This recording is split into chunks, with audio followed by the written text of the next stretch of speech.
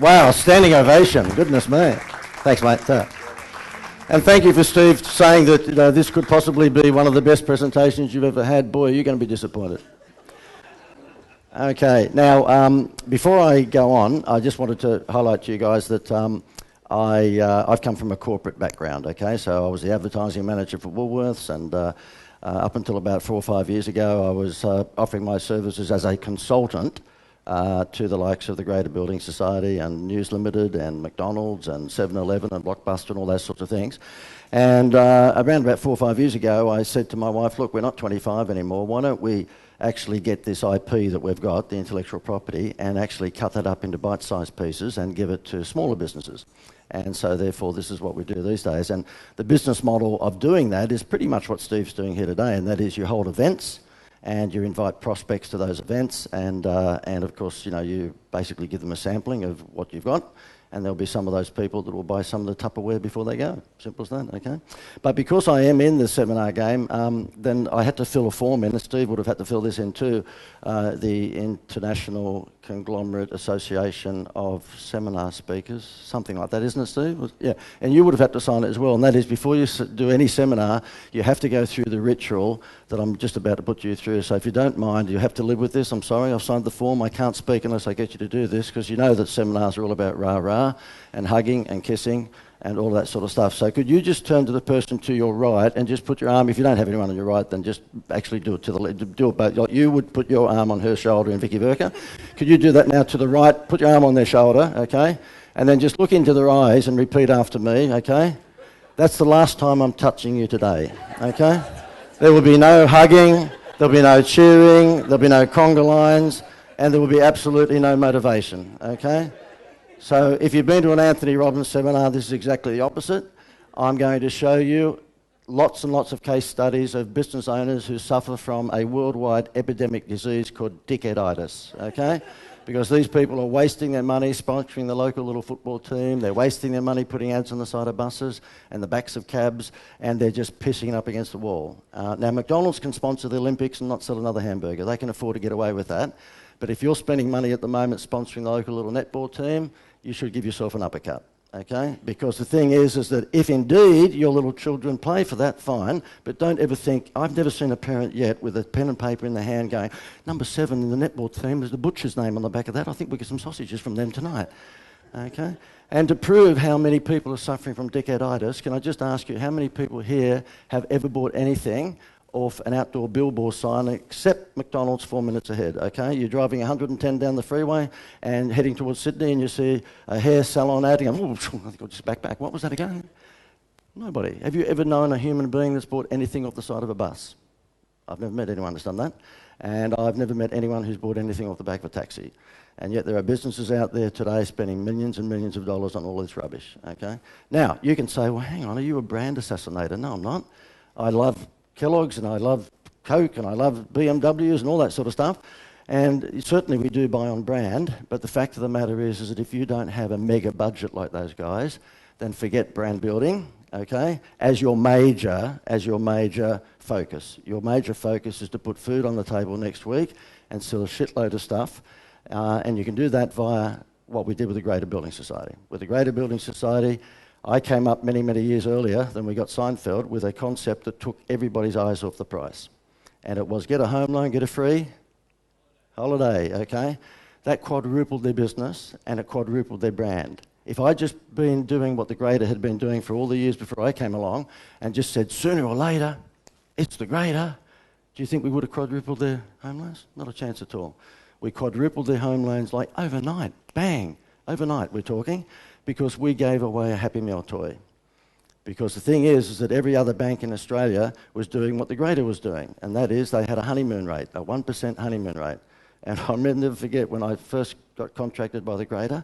Now the Greater, towards the latter stages of my consultancy with them, I don't do them now, I gave it up a few years ago, and that's why you don't see any Jerry Seinfeld anymore. But towards the latter years, they were paying me $34,500 a month consultancy, and that's a good client. Absolutely. So when I said to my wife about 5 years ago, look, I'm going to give up the Greater and and Parramatta Leagues Club and Madeira Tea and News Limited and all that, and we're going to do this whole seminar thing. She said, no, you won't. You're an idiot. You're an idiot, you know. But I gave the grader up because we thought that, again, we're not 25 anymore, and I thought that I could make more money out of cutting up all these ideas and selling them to small business, and it's sort of worked out that way, which is good. But guess what the Greater Building Society did the moment that I left? They went back to price marketing because they're suffering from not dickheaditis, moronitis, okay? The last thing you want to do is market your business or your products or your services on price. Now, you know, McDonald's, a classic case of being able to take your eyes off the price. My wife Gail and myself, we're the parents of 6 children, and they're 18 years into their late 20s these days, but at one stage we had 6 under 12, and because they were screaming in the back of the Tarago, we spent $6.8 billion on Happy Meals, okay? And do you think that they ever ate the hamburger? No way, okay? So when I went to the first meeting with the Greater Building Society, when I say first meeting, I'd been there for a month or two and did a time and motion and realised they were morons. And then I said to them, listen, you guys are marketing on price. Do you think you're ever going to beat the 40-tonne gorilla? And because these people are bankers, they didn't quite get the metaphor. I said gorilla as in Commonwealth Bank, Westpac, all of that, okay? Do you think you're ever going to beat the Coca-Colas of this industry? You're a pissy little building society. And they said, well, we've got a 1% honeymoon rate. I said, so is every other bank. That's not different. I don't know what you're smoking.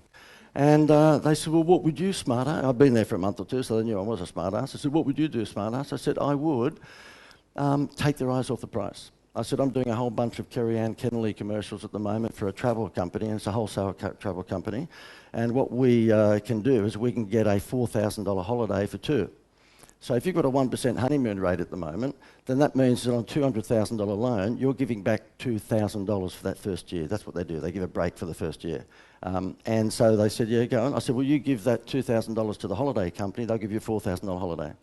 And that's what we did. We came on TV, and within a week, we had doubled their home loans, okay? We're talking not 10%, 11%, we're talking stupid numbers. And many, many years later, of course, when we put Seinfeld on, it just went whooshka all over again.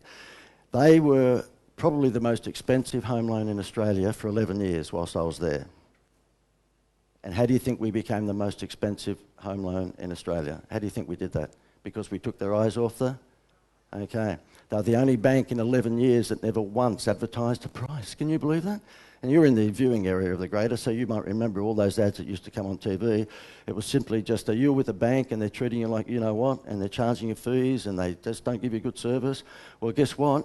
You can swap to the Greater, Heavenly Music, White Doves, and you're off to Hawaii, okay?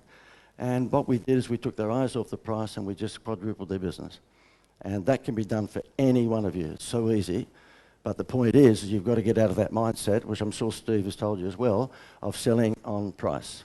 And there's nothing wrong with having a couple of sellouts a year. I mean, I'm not saying you should never have a sale. David Jones and Meyer have one every 6 months, and that's fine. Get rid of dead stock or whatever you want to do, but don't make it the core of your marketing plan, because every time you do that, not only are you losing margin, but you're taking your brand from the penthouse to the shithouse without taking the elevator, okay? You're doing what Qantas has done, okay? So therefore, Qantas used to have a fantastic brand. They were great, but the guy that's now running Qantas used to run Jetstar. Need I say more? That'd be like giving the CEO job of David Jones to the guy that just ran Bilo. So of course that brand's going to go through the toilet, okay? Now they're making money these days, but so would you if you sacked 10,000 people and had your planes serviced in Mongolia, you know?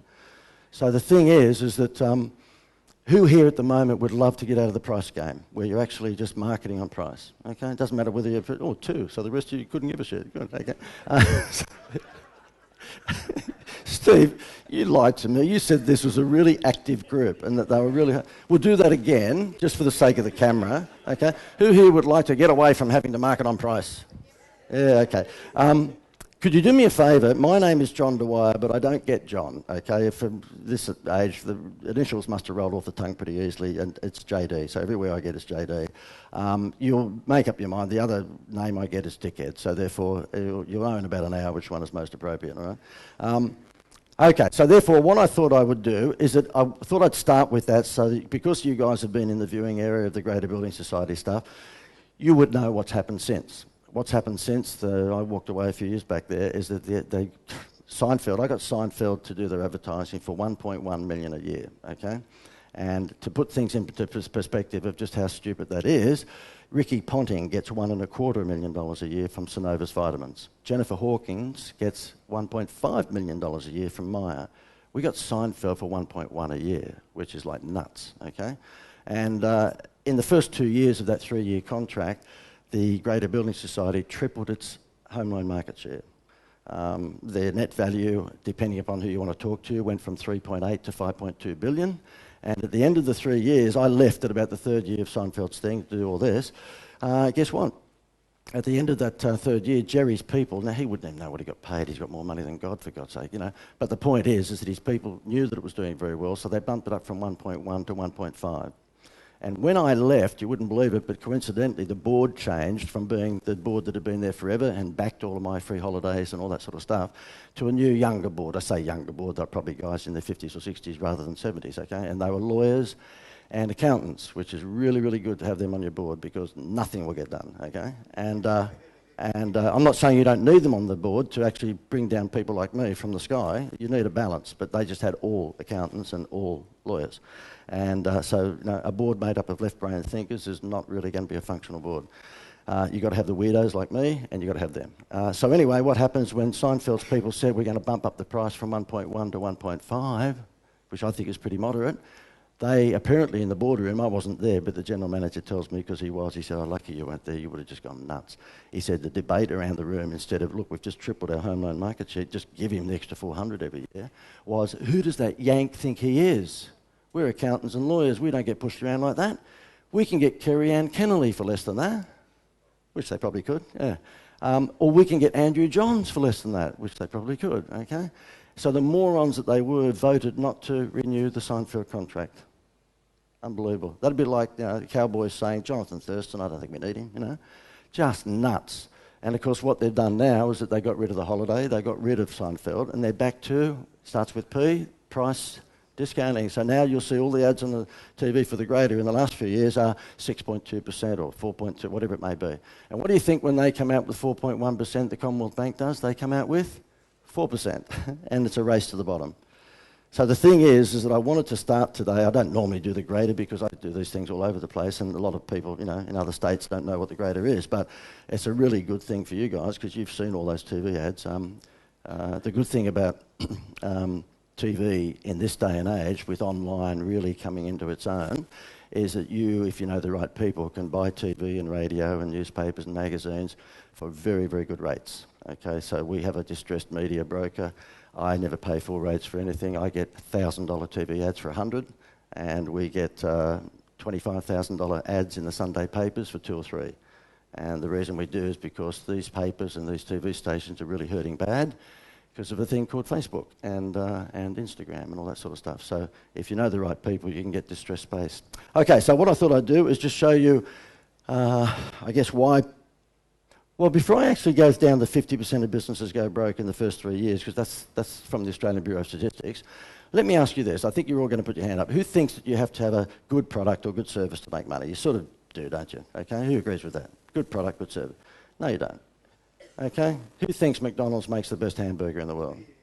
Okay, I've got plenty of clients that have got shit products. I mean, just awful products, but they're making a bucket load of money because we give them a marketing system. So you can sell crap as long as you've got a good marketing system. I'm not suggesting you do, although Steve did tell me a few of you are. But anyway, that's... And Steve, I said that I wouldn't mention their names, would I? Yeah, okay. But the point is, you don't... Well, thank you very much. That was a bit shorter than what I thought. So... Because Steve hasn't seen my presentation before, and when he rang up, whenever that was, because a mutual friend, Greg Casser, sort of said, oh, you ought to get JD. And when Steve rang up, I said, mate, have you seen it before? It's not really professional. And so anyway, look, so the thing is that, yeah, you don't even need a good product. Now, of course, you want to have a good product, but Disneyland has got a good product and good marketing. Universal Studios has got good marketing, okay? And I'm not saying that Universal Studios is not a good theme park, but it's not Disney, okay? So the thing is that, yeah, I mean, marketing is the make or break, and 50% of businesses go broke in the first 3 years, and most of them that actually survive then plateau, and the reason is that they don't have a marketing plan. And I'm sure Steve asks you guys this question when you come into his environment, because it's a fair question to ask. And that is how, and I won't ask you to put your hand up, but how many of you have got a marketing plan for the next 12 months? And if you did get asked that question, I'm sure that you'd probably be embarrassed to say, yeah, we do. And the reason is because when you go to university or you go to technical college, you get taught the technician skills. So you become a good chiropractor, or you become a good builder, or you become a good landscaper, whatever it might be, but no one tells you how to get damn customers. So the doctor that does all of those years of becoming a doctor, he opens up his own doctor's surgery and goes, well, I'm here. Doesn't know how to get anyone coming through the door. Okay, so, right here, let me just restart. I've got a few slides here I want to race through, because I think there's probably worth pointing this out to you. These guys here, the guys that I used to provide my consultancy to, and as you can see, they're pretty big fish. The reason I wanted to get away from that, to be honest with you, is that when they're paying you that sort of money, 10 or 15 or 20, or in the greatest instance, 34 a month, they own you. And they don't care. JD, jump in the plane and go and see Seinfeld. Now, don't get me wrong, that was good fun, and I'll milk that forever. But a lot of them is not as much fun as that. They still ring you at midnight because they're paying you that sort of money. And I said to the guy, my wife, look, the money's good, but the lifestyle was silly. So that's why we've gone into this now, where we help smaller businesses. But the beauty of smaller businesses is they get all this stuff that I used to give these big guys, but they obviously don't have to pay that sort of money. This sort of stuff here is probably important, because I'm sure Steve tells you this too when he's telling you what to do with your sales and marketing, is that the question that I normally get when we break at lunchtime or whatever it might be, not so much a question, but a statement, and I'm sure Steve asks you not to say this to him as well, and that is, but my business is, starts with D, but my business, this is all very, very good, but my business is, starts with D, different. And that's bullshit, no, it's not. I've got a funeral parlour in Washington that's following this system and making a lot of money out of dead people, okay? So therefore, it works for any business. So please don't say to Steve or to me, oh, yeah, but it wouldn't work for my business. So it works for any business. Okay, so this particular system I'm going to run you through is a 5-step system, and you must be going, oh, thank God, because I thought he was going to be one of those speakers with a 29-step system, okay? This is a 5-step system, and it's in a little pizza pie, and I've made it really, really easy for you to sort of remember. I don't mind if you want to just take photos of these at the end of it, by the way, so I'm not that precious, because I'm not really a seminar speaker, so I don't know why they do that. Steve, do you know why they do that with these seminar speakers? Like punters come out and they go, we will not have photos today. I mean, I understand the video, although you're doing video, because I'm pretty critical. I bag Qantas, I bag out McDonald's, I bag everyone out, so therefore I don't really want to see that on YouTube. Because then I'd be ringing up my lawyer, you know. But these punsy, wanker, bloody seminar speakers, they go, who would not take a photo? You think, you idiot. You're only up there because you want to show off anyway. You're a frustrated Tonight Show loser, you know. Okay, so therefore, who is your target audience is number one. And the point of the matter is that it's not who is your target audience. What you've got to do when you're putting together your marketing plan is identify who is your most profitable target audience. So the reason we got Seinfeld, but the Greater Building Society didn't know because they suffered from dickheaditis, they just said to me in those 11 years, look, just go and do what you're doing. They didn't know that I had a system or plan behind it. They just saw the numbers going nuts, you know. They just had a call centre that was phone ringing every damn minute. So they didn't really ask me for the science behind the stuff that I was doing, which I'm giving you now. They just said, just keep on doing whatever you're doing, right? But the thing is that there is a science behind it. So therefore, the reason we had Seinfeld do their marketing is because I said to them, who's your target audience? And of course, the Greater Building Society management, all left brain, would say, oh, just anyone who gets fall in love or maybe just gets married. No, who's your most profitable target audience? We just told you, JD, you idiot. I said, no. You don't want to give a home loan to a Gen Y. And they went, yes, we do. I said, no, you don't. I've got 6 of them, forgot that. They've got the attention span of a goldfish, okay? So the fact of the matter is they've got the loyalty of no one. I mean, it's the Groupon audience, for God's sake. My 25-year-old daughter has been to 37 hairdressers so far this year because of Scoopon and Groupon. She is not loyal. Whoever's in the audience here who has a Gen Y target audience, well, good luck, because I think I'm pretty good, but even I can't help you, okay? So the thing is that they've got no loyalty. They think anything that anyone says is over 30 is just bullshit. And they want to save the trees. I mean, you just want to stay away from those people, okay? They want to save everyone, you know? That's why they love Bernie Sanders. So the thing is that, and by the way, this better make that quite clear. I don't know whether you have rules, Steve, in your club, but in the environment that we have with our sort of version of this, we have a couple of preconditions that nobody's allowed in if they're short, okay? Seriously, the reason for that is, have you ever sort of felt safe around carnies? I mean, they're just sort of little short people with 6 fingers. So we have that rule, and the other rule is no Daphnes. Who's ever met a Daphne who's interesting? Seriously, okay? And no Beryls and no Esmes, which will bring back some country practice thoughts, I know, but it's funny, in Sydney yesterday when we did this, and it's the same dad jokes, of course, this guy comes up at the end and goes, I want to join your program, but I think I've forgotten about the short joke thing, right? And he comes up and he's only about this tall, and he goes, oh, mate, I'd like to join, but he must have taken me seriously, because he said, I don't think you'll let me in. I said, mate, you got money in a wallet, I'll let you, you're breathing, I'll let you in. And he said, but what about this? And he was bald, so I thought he was saying, I said, mate, I don't care if you've got no hairs. He said, no, I'm short. And then I came back to him and said, mate, it was a joke. I said, sort of a joke, we'll put you on one of those booster seats when you come in. Okay, so the reason your most profitable target audience, the reason we got Seinfeld is because we don't want to sell anything to a 20-something. Right? They're going to borrow $250,000 for a master and 3-bedroom home. We hate those people, okay? What we want is an over 40 because they're going to borrow 500, 750, $1 million. So therefore, that's why Seinfeld was chosen and not Guy Sebastian, okay? So the thing is that, you have to look at your most profitable target audience and then look for more people who look like him. That's the end of it. That's the really, really easy thing to do. And with Facebook these days, of course, the laser targeting that gives us, of course, then just highlights even further why you should look for your most profitable target audience. In my instance, for example, it's not necessarily my most profitable, but my easiest target audience are white-collar industry. And the reason is because an accountant, a doctor, a dentist, anyone who's, sort of interior designer, anyone that's in that game will hang around with me for half an hour and go, look, he's got half a brain, I'm going to use his services. But if I have a plumber, an electrician, and a truck driver in front of me, they're going, he's wearing a coat, he's a dickhead, he's a wanker, okay? And so therefore, don't get me wrong, I can do just as well for their business as any other business, it's just that they're harder for me to sell. So I do my best in all my advertising and the Virgin magazines and Qantas and what have you, to use language that's going to get a white-collar worker in the room, because I've got to get a better chance of, the thing is that I'm not 21 anymore, I don't want to spend a lot of time talking to an electrician who goes, oh, you're a wanker because you wear a tie, So therefore, you've got to look not just for your most profitable target audience, but one who's easy to get across the line, an easier conversion. Okie dokie, so, and in the greatest instance, did you notice in all our ads, every single ad we showed working class people, and not many of them were attractive. Okay, so that's just the way it is. Sanctuary Cove, you don't see any ugly people, okay? They got money, they can get rid of ugliness, all right? So therefore, in the Greater Building Society, I used to be criticised by a lot of my friends and say, have you seen those people in the Greater Ads? I said, get over it. They got 330,000 members, there's one good looking, okay?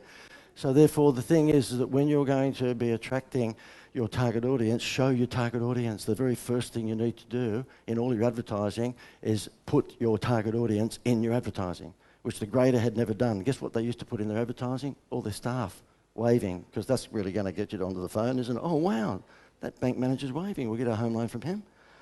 Okay, so therefore, the other one is create a wow factor and take their eyes off the price.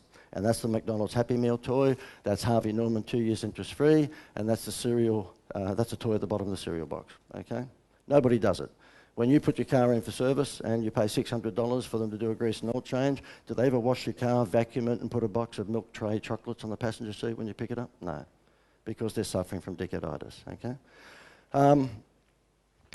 Problem solution formula, that's Panadol and Nurofen. I've got a headache, and here's how we fix it. Okay, you give your target audience a problem, and then you give them a solution. By the way, if you follow this, it's foolproof.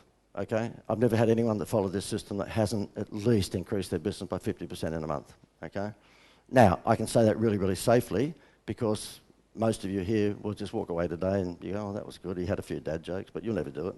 Okay, so I know the very few people, which Steve and I know is a small percentage, that actually follow this system, make a shitload of money. And that's the reason why I guess it's a little frustrating with small business owners because, we're one, by the way. We're not Coca-Cola by any means, but you've got so many things that you're doing of a daytime, it's really hard to take that deep breath and sit back and just do this stuff. But if you do, it just pays dividends. And I guess the benefit of having clients like the Greater was that I would walk in once every 10, 14 days and I'd do the whole blah, blah, blah, blah, blah, blah, you look after that. It's because they had a marketing team of 7 or 8 young kids, just you do that, you do that, you do that. Oh, it's that time already, I better catch a plane, and off I'd go. And they go, how can we do all the work and you get all the credit? Well, one day you'll be a consultant, okay? So the thing is, with small businesses, I know what you've got on your plate every single day, but if you follow this system, you'll be one of 5% of businesses in the world that do this. This is called direct response marketing. And the reason it's called direct response, well, it's actually called emotional direct response marketing. And the reason it's called direct response is because you advertise on Facebook now at 10 o'clock. And your website should be smashed by 10:30. Okay, so we have a restaurant.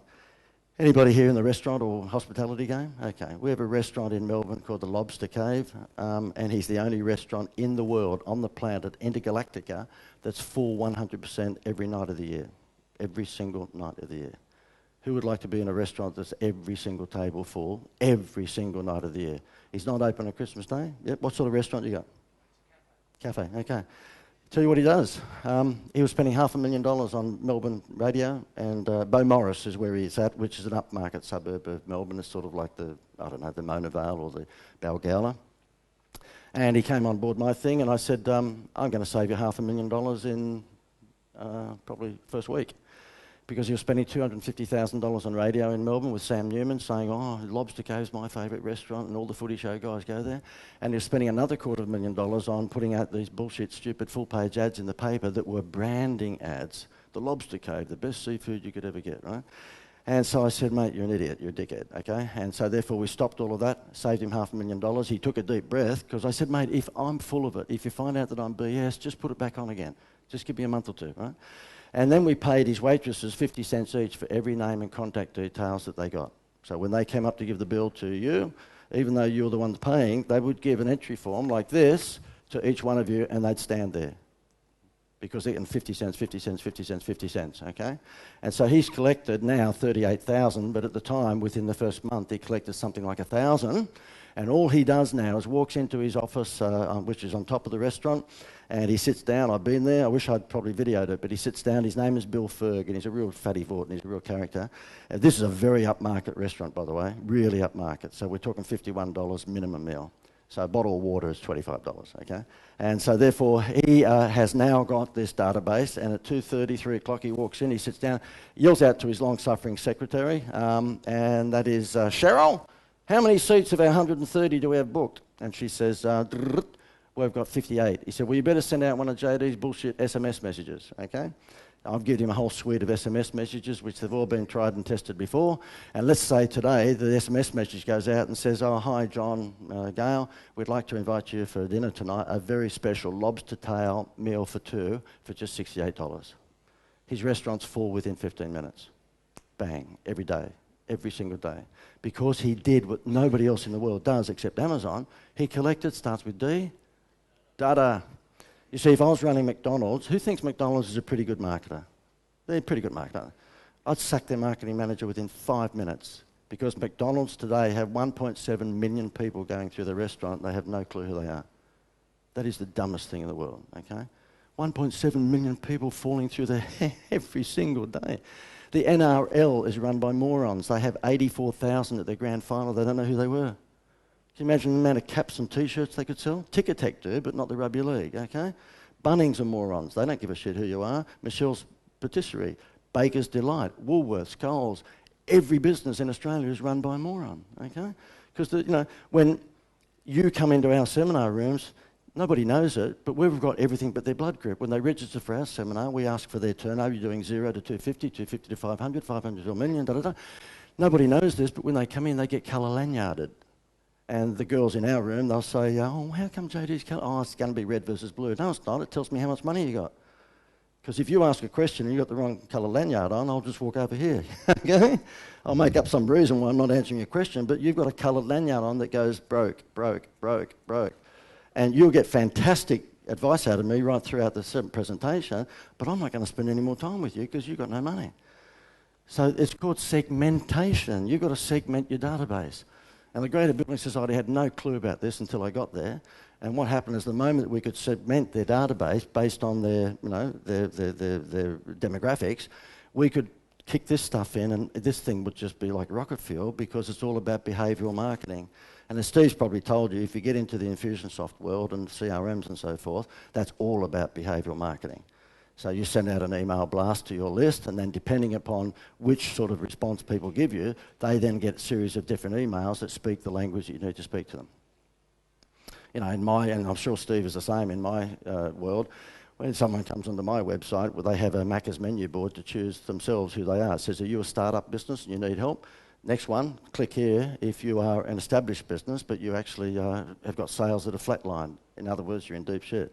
Number 3, are you a business that just wants online advice? Number 4, are you a franchisor? Number 5, are you a franchisee, and so forth. And when they click one of those Macca's menu board items, they go through to a sub-page where I've got a video up top and all the details underneath. But the video that I've got that talks to a startup business, do you think that might be very, very different to what I say to an established business? If I say KPI to a startup business, they think I'm talking about a new chicken chain.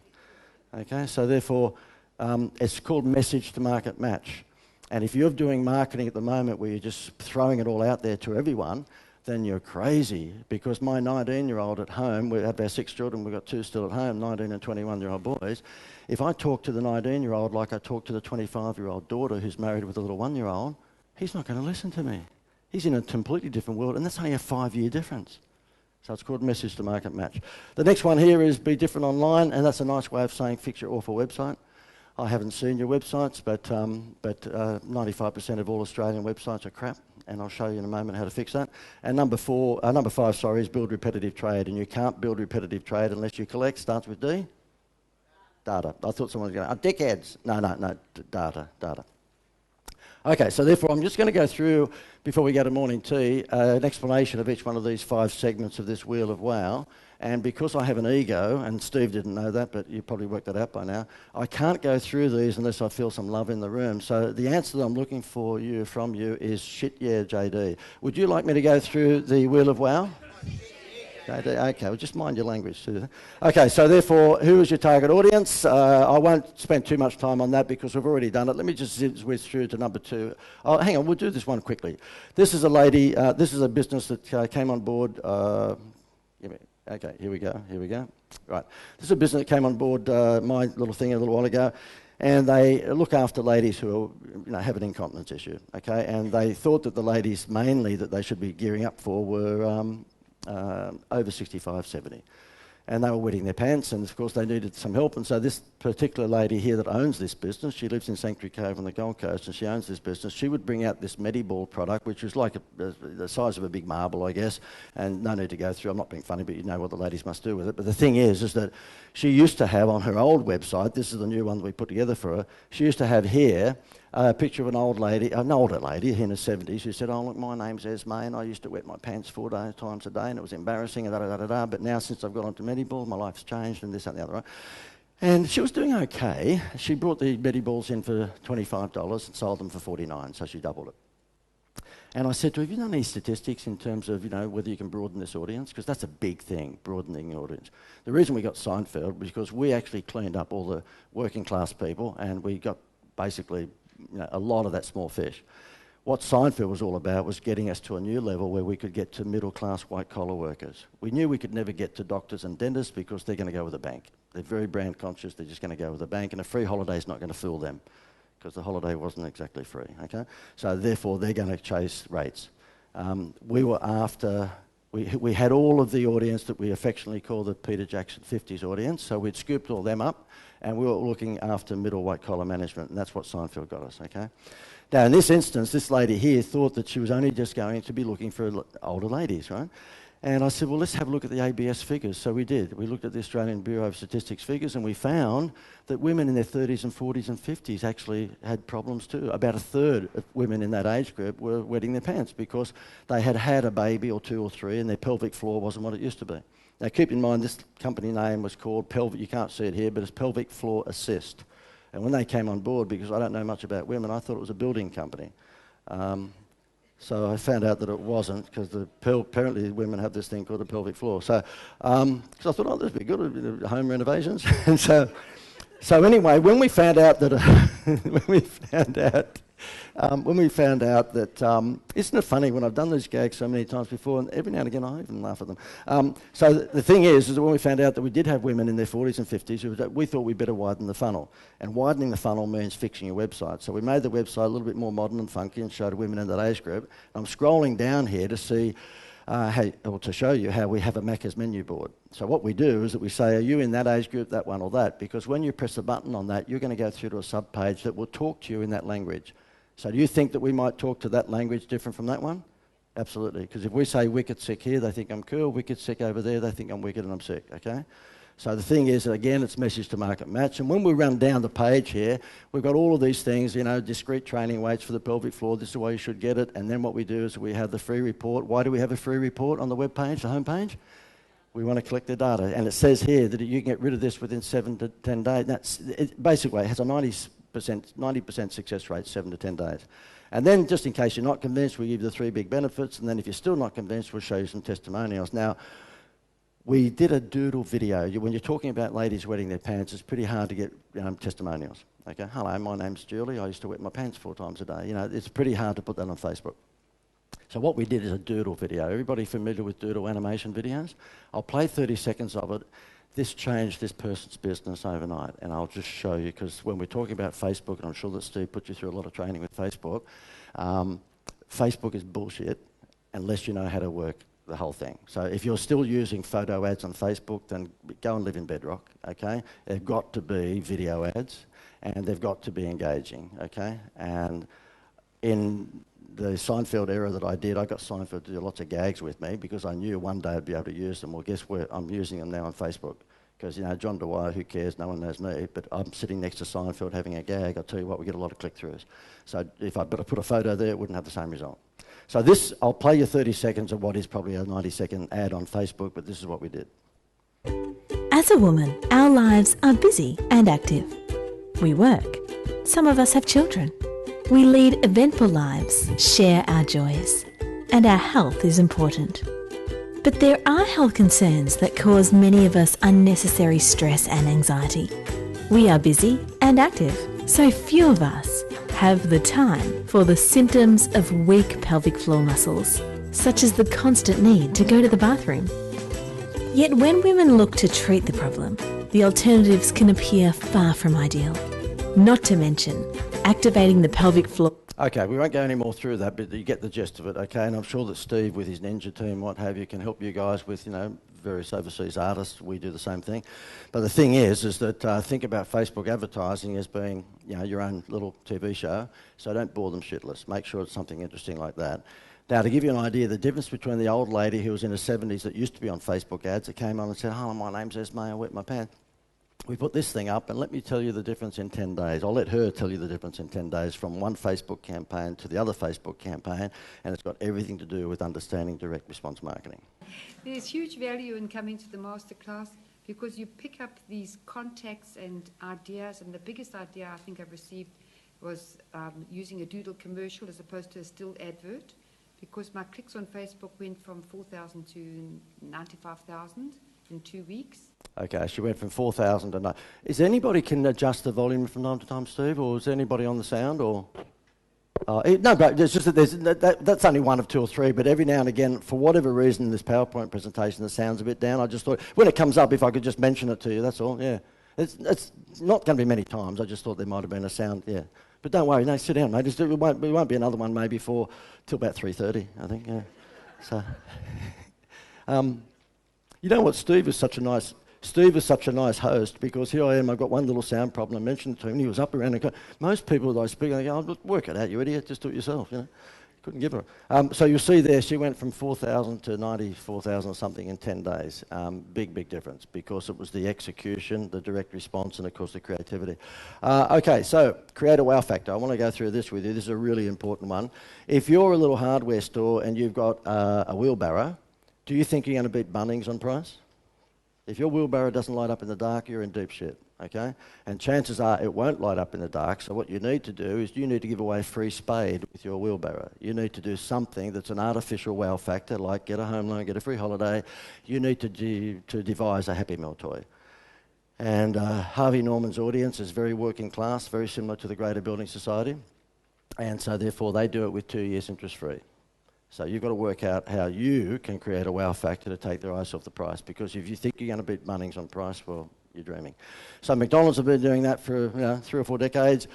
Kellogg's have been doing it for about the same time. There's a toy in the bottom of the box. The hotel that we stayed at last night, the Novotel, which Steve was kind enough to put me up at, this is what they did to us last night. Incredible, incredible.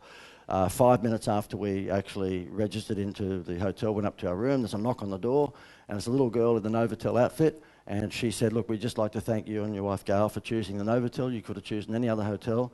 In Wollongong, we'd like to give you this Max Brenner style chocolate strawberries. The strawberries are all cut up with a chocolate Cadbury fondue, all on a silver tray.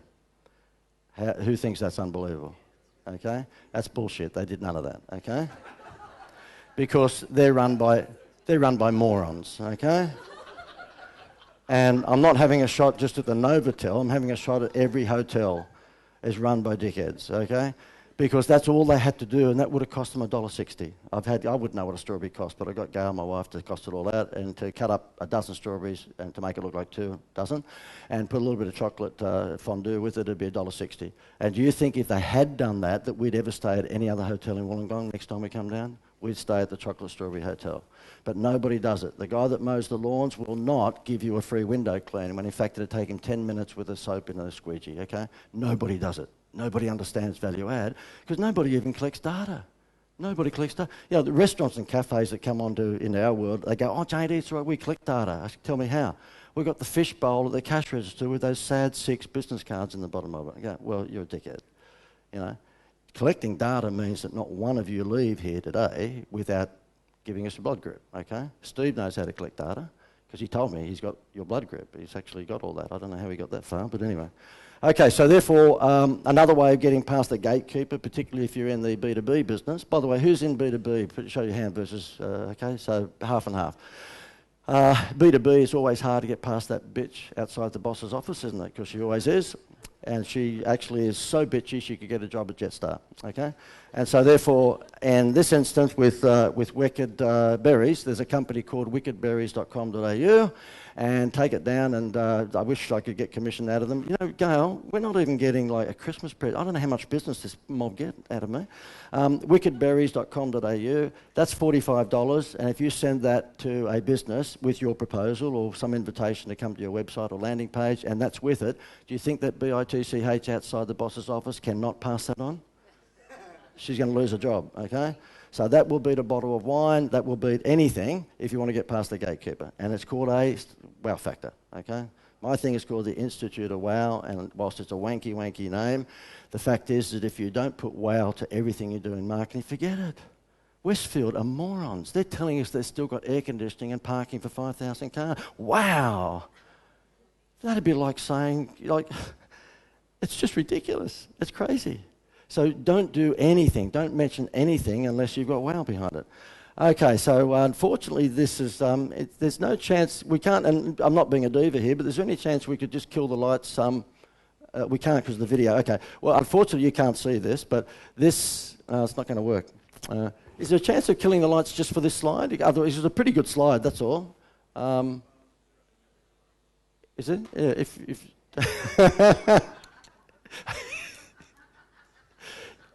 thanks, mate. Sorry, I'm really coming across as a diva, and I don't want to. It's just that this slide is a good slide. The rest of the presentation is pretty shit, but this is a good slide. Okay, okay. Whilst we're waiting for that, 5 nude nuns walk into a bar. Okay.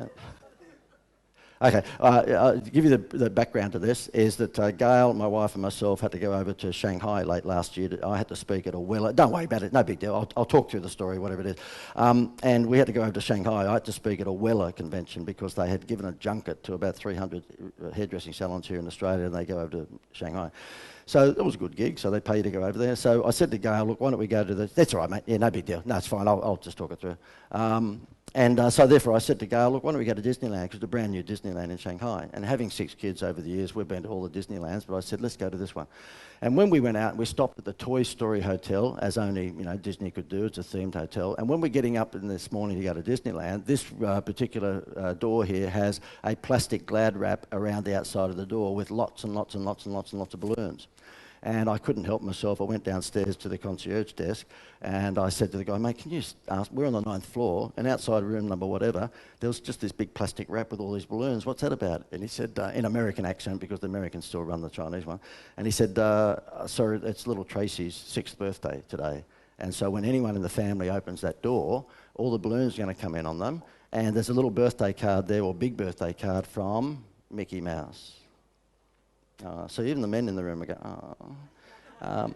Now, how much is that? It's all right, fine. Thanks for trying, and it's a thought, really, Megan, that counts, I guess.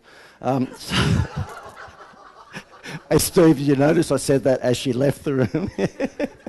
Yeah, that's right, you did. Yeah, that's right. And do you know what? In our ones, our sound guy is an Asian guy, and his name's John Mu, M-U, right? And he's a good sport, of course, you know. But I do the gag, look, ladies and gentlemen, could you say hello to John Moo? And he's down the back. And I say, would you please stand? Oh, you are standing up. And then throughout the morning, it's stuff like, if something goes wrong with the sound, I go, well, that's the last bowl of rice you're getting, you know. And it goes on throughout the day. And at one stage, I say to him, look, I've just had a word from security. Actually, you're parked in a no parking zone. Could you get your rickshaw and take it somewhere else, right? And it goes on. But what happens, he gets back at me because, like, within 20 minutes after that, the sound's gone, or the slide goes backwards, you know. Woolworths, their wow factor, of course, is the petrol discount. They've been doing that since 1996. I thought I'd show you, this is a very quick one. This is a little business that we have, came on board a few years ago. They're not with us these days, but when I say they're not with us these days, they didn't die, they're just not with us, you know. But this is a little bakery, and it's called La Crust Bakery, and that was the little sign they had outside. Now, there's nothing particularly ugly about that, but it's not wow. And so therefore we fixed it by doing this.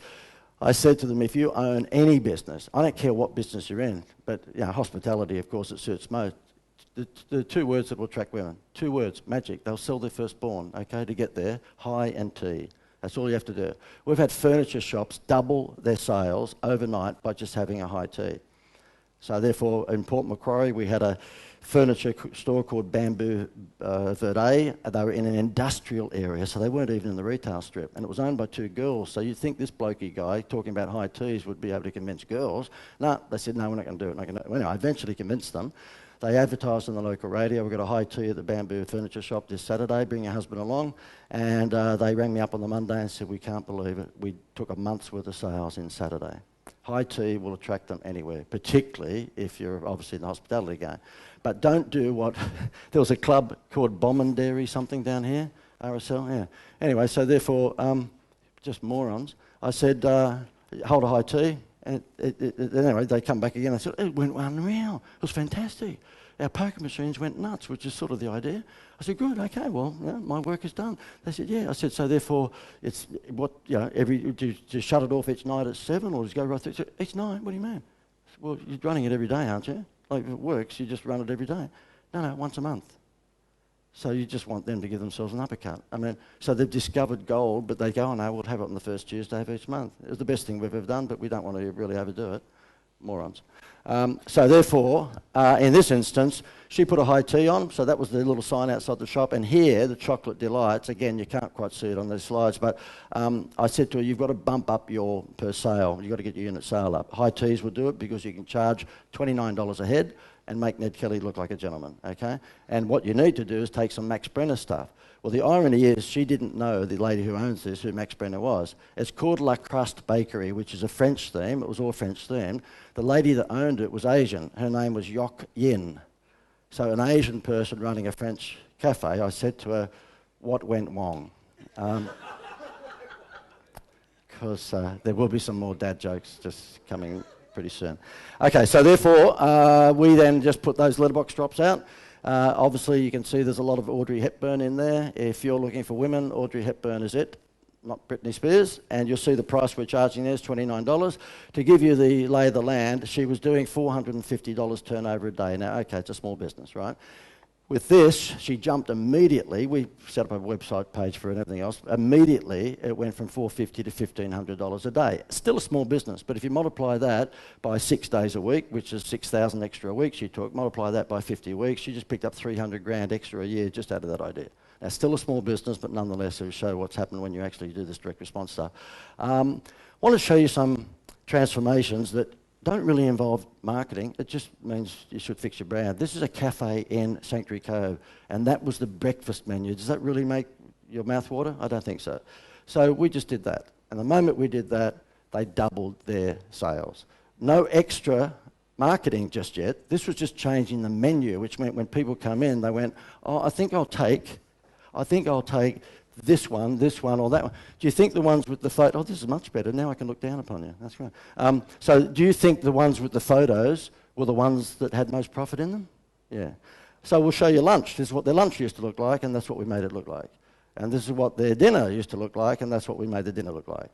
And their coffee menu looked exactly the same as the one on the left. I don't have the before for that, but if I do not get a wow or an ooh and an ah, I'm going to just do that microphone drop, I think, after this one. So just go, hang on, I hope I don't break this, but I'm trying to be funny. I'll do that, okay? So I want an ooh and an ah. This is the coffee menu that we did. That's pathetic, that really is.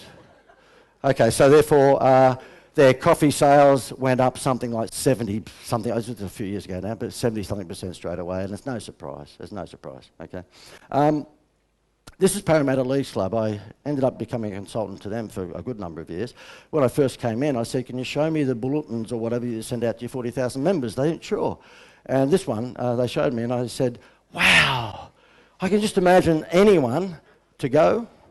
Okay, I can just imagine anyone just getting out of the letterbox and running into the house to their wife or husband and going, you should see the Parramatta Leagues directors.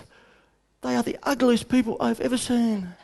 I don't know why. There must be a prerequisite if you're a director of a club that you're a fugly. I don't know what that's all about, but I've never seen such really scary people. That was the front page. Can you imagine Women's Day doing that? Let's just show you a picture of all of our staff on the front page. Forget the royal family. No one's interested in them. This is just mindless. But guess what? This is happening now. This was a few years ago. It happens. And the club industry is run by people on heavy drugs, okay? So therefore we fixed it and we did that. Unfortunately, these slides are not really the wow that they could be normally because of the light, but that's normally quite a stunning transformation. But even with it being like that, if I could just maybe 1, 2, 3, like a wow, 1, 2, 3. Actually, there's a depth to your shallowness, which is nice. That's very... Okay, so therefore I said, show me another bulletin, and that one there, again, you can't quite see it, but it's the reception area. And so you can imagine that if someone actually comes to the letterbox and picks that up, they're going to yell out to their husband, or, we've got to go to Parramatta Leagues, you should see the Christmas decorations. It's unbelievable. And not only that, they've got a phone. So I don't know what these people were thinking when they put this marketing together. It's just ridiculous. So that's what we did. We fixed all that up and so on and so forth. This is an interesting one. Have you guys ever heard of an insured prize promotion whereby an insurance company gives you $1 million for 16 grand? Okay, so deal or no deal, and who wants to be a millionaire? None of that's given away by Channel 9 or Channel 7. That's all given away by insurance companies, okay? And the prizes are insured.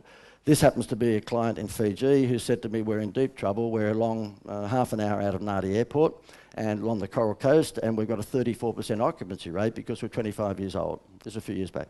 And he said, since Port Denaroo kicked up with, Sofitel and Hilton and all these fancy hotels, they're within 5 minutes of the airport. People aren't driving half an hour up to our resort anymore because we're 25 years old. And I said, well, who's your most profitable target audience? Remember the first part of that wheel? And they said, well, female travel agents, because most of the travel agents on the East Coast are run by females. And I said, fine. Well, why don't we give them an incentive to book people into your resort? I said, what occupancy rate are you running at? And they said 34%. Oh, geez, okay. So therefore, we sent that sort of literature out and emailed and did all the usual song and dance to all of the travel agents on the East Coast of Australia. And what happened then was that when you went to a travel agency throughout this 2-month period and said, oh, excuse me, we're just thinking about going to Fiji. Yeah, Hideaway Resort. Oh, we're just wondering, any other resorts? Yes, there are, but no, Hideaway Resort. Oh, what about the Sofitel near the airport? Rabies. You do not want to go there. There's people with just arms falling off, Oh, okay, well, what about the Hilton? Ebola. And I go, wow, okay. What about any of the other hotels? Hepatitis C. Well, I guess I better book for maybe the Hideaway. Absolutely, okay, off you go. Their occupancy went from 34 to 94% in 3 weeks, okay? And I couldn't work out how he was coming back to me. He said, this works so well, let's do another one. So the other one we did was dinner with Tom Cruise. So I was doing the Seinfeld stuff at the time, and the same guy looks after Tom Cruise. So we asked Tom Cruise, what would you charge to go to dinner? $250,000 for an hour, which is pretty much what Steve charges too, I believe. And so the insurance company doesn't care how you spend the $1 million. You can spend it however you like. So we had a jet to take them to Los Angeles. They stayed at the Peninsula Hotel in Beverly Hills, and they went to dinner with Tom Cruise. And we were just about to launch that, and these guys sold the resort to Ridges Hotel. So now I know why they, or Ridges Hotels. So now I know why they wanted the occupancy up. So we never got to do the Tom Cruise one. But how that works is that a travel agent gets pulled out. She gets flown up to Sanctuary Cove, where the owner of this place lived, and the insurance scrutineer puts the $1 million in one of 250 envelopes. And she just goes, any, many, money, mo, and picks one of the envelopes. And if she picks the one with the $1 million, she walks away with it. And if she picks one of the other 249 envelopes, they have a consolation prize, which was $5,000 or $10,000, something like that. Okay, so as long as you've got a good consolation prize, we've done it for lots and lots and lots of companies. Okay, so therefore, you don't want to give away a pencil case because they'll stab you through the eye with a pencil. Because, oh, I didn't win $1 million, I got a pencil case. So you do want to give them a trip to the Gold Coast, or a Woolworths voucher for $1,000 or something. I've got to show you this case study because, again, you might say, well, is this wow factor marketing? It is. This is wow factor marketing that doesn't cost you a lot. So this is still in that second part of the pizza pie, create a wow. This is a new client, came on only a month ago in our little thing, and this guy, and the reason I think this is important, because when you hang around with guys like Steve, the beauty that Steve can bring to your business is that because he's done this 1 million times before, he would work pretty fast, and he's got his ninja team around him, so obviously he makes shit happen fast. And who here is in Steve's VIP thing? Okay. Have you noticed since you've been in that environment that things just happen faster than they ever did before? Yeah, okay. So therefore, guys like Steve actually help you escalate the speed of doing these sorts of changes. And this happens to be the sort of thing I'm sure Steve does for you, but it's a transformation of a little shop in Piermont, across the road from Channel 10 in Sydney. And they are, and again, the light's going to really beat me here, but it's a gelato crepe store, and it's only been open for 4 or 5 months, and the guy was going broke, okay? There was no one coming in. And I said to him, it's because you've got no Disney theatre. Look at that. I mean, he's basically got just a pretty ordinary shop front there, absolutely disgusting, this stuff, and he's got an ISIS guy having a coffee outside there. I don't know why that has to be there. So I said to him, show me the inside. Well, that was just as bad. And he's got a menu board inside. This is beautiful, like cornetto drumstick sort of crepes with chocolate and strawberries and all sorts of stuff on it, and this is how he was selling it. I said, what was the inspiration for that? A railway station timetable? I mean, how did you do that? Well, I don't know what you're smoking. And they'd sunk 800 grand into this thing. So I said, well, we'll fix it. And I sketched up very quickly on the spot within 3 seconds what the actual menu board should look like, and then we did that. Now, who thinks that might sell more gelato and more crepes, okay? And having done that, the before and after, of course, is quite stunning. One is wow and one is not. And then on the outside of the building, we had to keep the ISIS guy there. I think he's security, but we changed the outside of his building as well, okay? There you go, okay. And these are just other photos of brochures and stuff that we've done for him. We've really Disney-fied his business because obviously he just didn't have it before. He was just silly. And you'll see this is an email I got from him last week. As a matter of fact, there was a crummy pizza shop down the road that had that ad in the local paper, and of course we created this one for him. JD designed a full-page newspaper ad in the whatever newspaper. Went out last night. This morning we got 10 new customers saying they visited because they saw the mouth-watering ad. So that's non-wow. That's crap. That's just a picture of a pizza. This is wow. Okay. Okay, now I want to show you one on the Gold Coast. This is a restaurant nightclub, and this was the awful, awful menu that they had. I don't know what possessed them to go back to happy days, but that was the menu. And they were complaining that they weren't selling much, and I said to them, well, we better fix your menu to start with. That was it, awful, and so therefore we changed it to that. That little menu there was a little A5 piece of rubbish, and this here is the size of your tabloid newspaper. The moment we did that, this is no marketing, by the way, no marketing, this is just transforming the look and feel of his menu. His sales went up 39% in the first week, just by doing that, just by putting some wow behind it, before and after. And let me show you the outside of his building. That's the outside of his building as it stands right now. You won't get more unattractive than that. This is a multi-million-dollar restaurant that opened up 6 months ago in the main nightclub restaurant precinct on the Gold Coast, and he's done that. Lack of wow factor. So we're in the process at the moment working with designers and builders to turn that. By the way, This is the busiest street in Surfers Paradise. If you've been up there and you've been in Cavill Avenue, this is Orchard Avenue that runs off Cavill, which is where all the nightclubs and restaurants and everything are. He's got no problem with passing traffic. He's just got to get them to come in. And I said, why did you actually make the outside of your restaurant look like a morgue? Why did you do that, you know? He said, do I win the Decade of the Month award? I said, of the decade, you know? So therefore, we're changing it to this. Can you imagine the difference of an impact that's going to make to people walking past? The freshest beer in Australia because we're running it through copper tanks and blah, blah, blah, blah, blah. And he has got that. By the way, inside his restaurant, he's got these things. But they're inside the restaurant. I said to him, get some more and put them on the outside of the restaurant. And he's spoken to Carlton Draft and they're giving that to him for free, but it'll make a significant difference to his business, okay, before and after. Okay. This is a seniors holiday company that is part of our thing, and they decide they're after rich older people to go on hosted holidays. That's people who actually go on the bus and the train tour and what have you, and there's a host, okay? And so therefore, when they go on holidays, they don't want to do it themselves. They want a host to actually help them sort of get to where they're going to, Ayers Rock or whatever. And so I could not think of anything worse. Could you go on a hosted holiday? I just could not do that. Oh, well now, and they got the umbrella normally, haven't they, through Disneyland? Walk this way. Huh? So this is the ad that he puts in the seniors magazine. I said, you're suffering from wigglesitis, okay? That looks like a play school ad, for God's sake. You're after rich people who have got money, who you can charge a lot of money to take them on holiday. So we fixed it, and this is what it looks like now. You'll notice that one of the prime things you've got to do when you're actually targeting someone is do what I did with the Greater Building Society, put them in the ads. We were targeting working class people, so we put working class people in the ads. There was no one in the Greater Building Society advertisement that ever wore a coat. In fact, I don't think there was anyone with teeth, okay? So the thing is that you have to put your target audience into your ads, and this is why we have here rich people with wheels on their luggage, okay? Poor people just drag the luggage around, okay? That is the. You know, we're not that smart as humans. Because let me ask you this. I reckon the monkeys are smarter than us. Not the pop group, but I think the monkeys are smarter than us. We put man on the moon in 1969. We only put wheels on our luggage in 89. What were we doing for 20 years? I mean, man on the moon 20 years earlier before we put wheels on the damn luggage. Yeah? And we only put those red and green lights in Westfield's car park 3 years ago. Up until then, we just chased a little old lady around waiting for her to get to a car. So that's a half-page ad. This is a full-page one we've just done for him. So you can see here the headline is very important. We voted #1 best value hosted holiday tour company. And you know why they voted that? We asked 2 old people, and they said yes. So the thing is, you don't have to put the sample size in. We doubled the business for a Sanctuary Cove cafe because when I tasted his Victoria coffee, I said to him, mate, that is the best coffee I've ever had. I'm a coffee snob. It has to be Campos or Victoria. I will not go anywhere near Gloria Jean's or Starbucks or any of that crap. And he said, well, it should be because Victoria coffee charges a fortune. This is a double shot, whatever. I go, okay, what's the best coffee I've ever had? He said, if only more people knew. I said, well, why don't you do that? He said, well, how are we going to do that? I said, easy, come down here. And there was a bunch of tennis ladies there with the little wind-up, dogs like they do in Sanctuary Cove, and because the dogs get treated better than the children.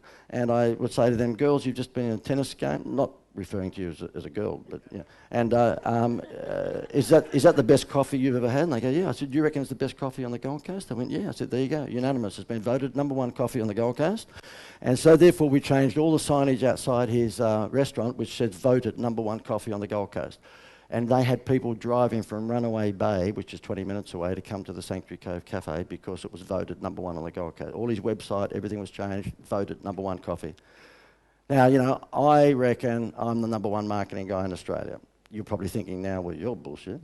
You got some funny dad jokes. We've not picked up much about marketing. And so therefore, when I advertise my things in Virgin or Jetstar or Qantas, that's my headline. This is the guy that's done that. And I always ask anyone when they come to my events, do you think you would have reacted and come to this event if I put in the magazine advertisement, I was the number 29 marketing expert in Australia? No. Now, I'm not asking you to do it if you don't believe you're the best coffee shop or you're the best electrician or the best whatever, and you can say in Wollongong if that's what you think. I'm not asking you to fake it till you make it, but if you're good at something, then make sure that you're not too shy about it, because businesses, successful ones, are not built on introverts, okay? So just make sure that you're quite happy to boast. If you're the #1, then tell them you're #1.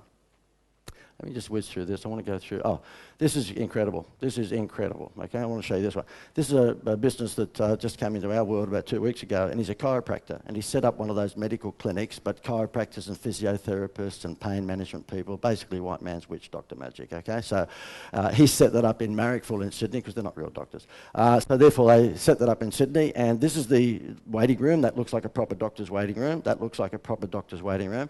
Wait till you see what happened. He invested $70,000 over the last 6 months to a branding agency, okay? And so therefore, this branding agency has decided that he's too normal. And because you're in Marrickville, that's pretty funky and hip, we're going to change the outside of your business to really fit in with Marrickville. And so this is the outside of a medical clinic building with 9 medical clinic people in there, physiotherapists and chiropractors. Hang on, well, that's not it. Yeah. Hang on, give me a second. Here we go. That's one side of it, which is ugly but passable. This is the other side. Yes, I can see you going. WTF. And that's what I said. I said, oh, what's that? He said, well, the branding agency said that we've got to attract attention. I said, you can drop your DAX in the middle of Pitt Street, but it's not good attention, right? Why did you do that? He said, well, we're sort of funky. I said, is there any meaning to, like, I'm never been a fan of Aboriginal art, to be honest with you. I mean, I could put dots on a rock. So the thing is that what is that? Is that Aboriginal artwork, or what the hell is it? And he goes, well, I'm not really sure, but we were told by the branding agency, because we're in Marrickville, which is a high graffiti area, if we did that, they wouldn't graffiti the outside of the building. I said, who'd you get to do that? He said, a graffiti artist. Beats me. I said, mate, I don't know what you're smoking, but I want some of it. This is fantastic. I mean, so we're fixing that for him at the moment because that's branding gone wrong. He's just taken his brand from the penthouse to the shit house without taking the elevator, okay? And you've got to be very, very careful when you're talking to creatives. And the good thing for you guys, you're in Steve's environment, and I know this sounds patronising, but he's creative and he's sensible. So the thing is that all of your creativity has to be based on logic. And although I don't know Steve that well, because this is the first time we've done stuff together, but I've seen his website and I've seen the way that he puts things together. I had a quick read through a few of his brochures down the back. And the lucky thing for you guys is that everything that he does on a creative level, and hopefully I'm the same, is based on science, okay? So you want to make sure you don't start any pink walls before it's actually based on something. Okay, now let me just race through. I want to show you this. This is a tall ship company in Sydney. They've got 2 Captain Cook ships. This guy said to me, look, we're running at 48% occupancy. And I said, righto, what do you do? He said, we've got these 2 refurbished Captain Cook boats, and they take people out on the Sydney Harbour, and they go for a little champagne tour. They get off at Goat Island, and they actually have a look at the old jail there, the convict jail. They get back on, they come back again. I said, who's your target audience? He said, pensioners. I said, right. So your target audience are people in God's waiting room, and you take them out on the most boring shit cruise I've ever heard of, and do any of them come back alive? He said, well, we've lost a couple, I said, no wonder. You would be boring them to death, No wonder you're sitting at 40% occupancy. He said, well, how do we fix this? I said, look, you've joined my program for over 12 months. You want to just fix this right now, and I get out of here because you are a moron. I'm not enjoying this. And he said, yeah, okay. So therefore I said, have you ever heard of Pirates of the Caribbean? And he said, yep. I said, good. They're 4 of the top 10 movies of all time. Have you heard of Johnny Depp? He said, yep. I said, good. Now we're going to broaden your audience from God's waiting room to families. That way you make more money. The result of this, by the way, is that in the first year, his turnover's gone from 10 to 14.8 million, okay? Now, I'm not giving away any secrets. He's got that on a video testimonial on my website, so it's not like I'm giving out any confidential information. And this is how we did it. Really, really simple. And this was done within a month, by the way. We just got a theatre group that was doing a pirate show, took them from Mona Vale, where they were, and put them on the boat, and the rest is history. So that's the website that we created, Attack of the Pirates on Sydney Harbour. And this is the sort of video that you saw when you clicked on the button just there.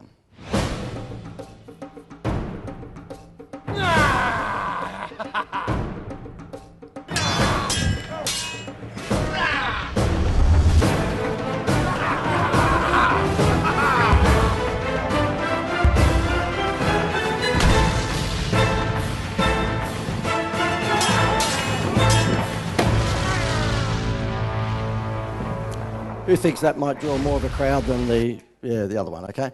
And to get people to come to this, like in the first week, we actually just went to the Sunday Telegraph. I could have any one of you on the front page of this week's Sunday Telegraph in a heartbeat if you're willing to do this stuff. Because the Sunday Telegraph is frightened shitless of a thing called Facebook, okay? And so therefore they want to sell more papers, and they're frightened of mobiles, okay? Because that's where we get our news from. So I put together, we've got all these templates that we give to all these people. The Sunday papers and the radio stations don't realise that we're just borrowing their equity and their audience, but they think we're good people because we're giving them something for free. I said to the guy with the pirate ships, I said, we're going to launch this via the Sunday Telegraph and via Today FM. He said, by how? I said, we're going to give $35 million worth of tickets away. And he went, I beg your pardon? $35 million? You're a dickhead. I said, well, no, let me explain this to you. An adult ticket on that is $48. A children's ticket was $20-something.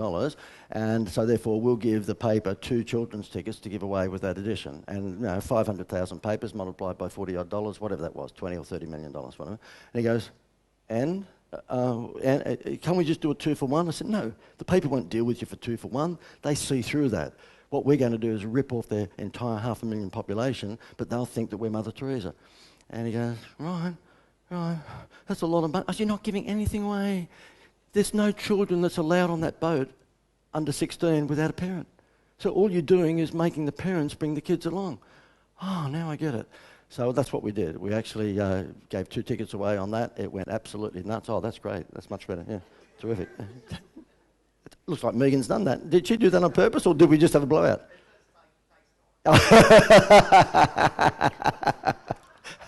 Hey, Steve, you should say, we're in the country.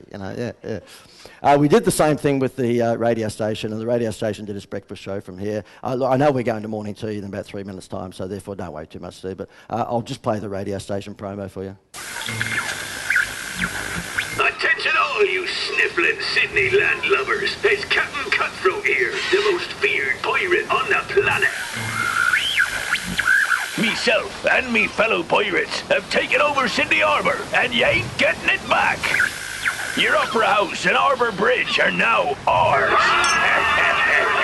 And you ain't getting them back. But if ye think you're brave enough to take on me fellow menacing pirates and myself, go ahead. Make our day.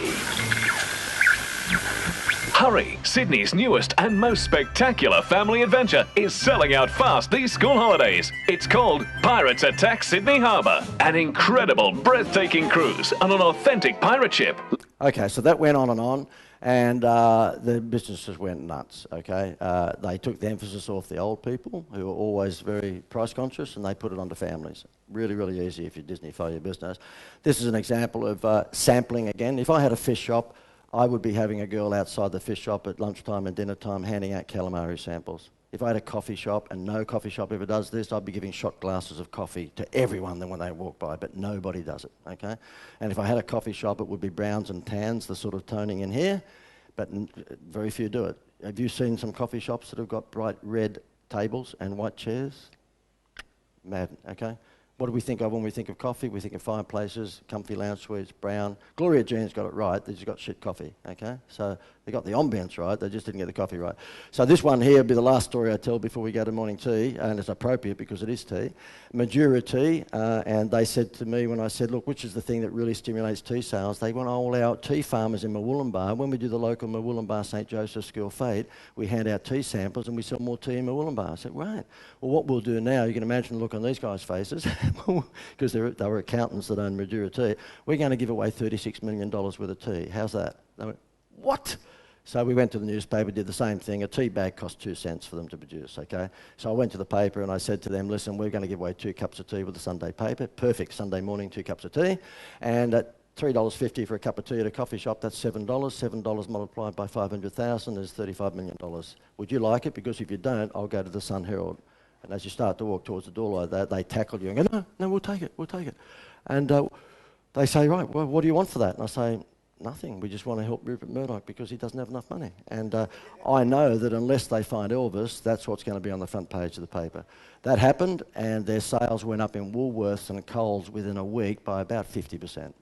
And we're talking mega dollars here, right? So therefore, it's sampling. Is that a wow factor? Of course it is. And if you can think of any sampling that you can do, then think about how to do it in a bigger way than what you might have thought just now. Facebook is there for you. One last story before we go to morning tea. An aluminium fence contractor in Gosford said to me, listen, I want to build aluminium fences for older homes that have got the paling fence falling down. But he said every time I put out my letterbox drop, it's not working. Well, I looked at his letterbox drop and it was printed one side, so cardinal sin. That'd be like running a 30-second TV ad and running 15 seconds blank screen, right? If you're doing leaflets, make sure they're printed on both sides. It won't cost you any more money. So that was number one mistake. And of course, number two was an awful leaflet. He thought that his name was the headline. He put his name up the top. The only time your name is the headline is if you're a newspaper, okay? Big W will put their name down here, and up here will be Coca-Cola 98 cents. Do never, ever, ever put your name up the top of an ad, okay? That's crazy. No one gives a shit about your name, unless you've got golden arches. But outside of that, for you people, no one cares what your name's called. Okay? Not your name as in Jim, but yeah. And so anyway, this particular aluminium fence guy, he said, well, my target audience is older homes, so I've been letterbox dropping this crap letterbox brochure in the older homes, but I'm not getting any traction. I said, oh, God, look, the pirate ship thing had just been done. I said, you want to fix this overnight, or do you want to hang around for a long while? No, overnight, good. We went to 2GO radio station and we offered them a fence makeover prize, which is an aluminium fence makeover worth $5,000, but to him it would have cost him $1,000, if they ran a competition for a week, which was the ugliest back fence in Australia contest. And you had to take a photo of your ugly falling down back fence and post it up to their website. And what would happen is that the one that actually had the ugliest fence would win the fence makeover. He rang me up and said he had 2 years worth of leads in 3 days. So that's how you do avalanche direct response marketing. He could have easily done that on Facebook. We do Facebook ones now for kitchen manufacturers. It's the ugliest kitchen in the world. And you post your ugly kitchen up to our page. And what we do then is that we pick someone to get a kitchen makeover. What does that flush out? Everybody with a shit kitchen. And if you're a kitchen renovator, who do you want to talk to? Everyone with a bad kitchen. So when you hear about this social media thing and you're being told to do certain things by little Gen Ys, because that's who's in the social media sector, when I say to people, who's doing social media and who's being told what to do by a 24-year-old and who's disappointed the results? Everyone puts their hand up, yes, because you're not using social media properly. Sprinkles Cupcakes in America post every morning at 5 a.m. a whisper word. They jam your cafe, by the way, we could jam that tomorrow. There'd be a queue around the door, because what you would do is post a whisper word at 5 o'clock tomorrow morning, and you'd say the first 50 customers who whisper sunshine or Wollongong, I'm a St. George supporter, so Dragons, okay? They come in and they whisper Dragons, they get a free coffee. So what Sprinkles do, they give away a free cupcake. If you're one of the first 50 that day, bullshit, you can be one of the first 5,000, you will get a free cupcake, but 72% of the people who come in and get a free cupcake buy a coffee, bagel, and more cupcakes. It's the best lead generation you've ever had. But nobody who teaches you social media knows this shit, because they're 23 and they're still using Proactive, okay? So the thing is that all you do is use the old world stuff from the world that I've come from, which is direct response, and pour it into the new communications. And unfortunately, all of these so-called experts in social media are youngsters. They don't know any of this shit. They don't know any of it. So they're telling you to get onto social media to get your name out. There, I'm sorry, I want to eat, you know. I think I might have a cup of tea. Thanks, Steve.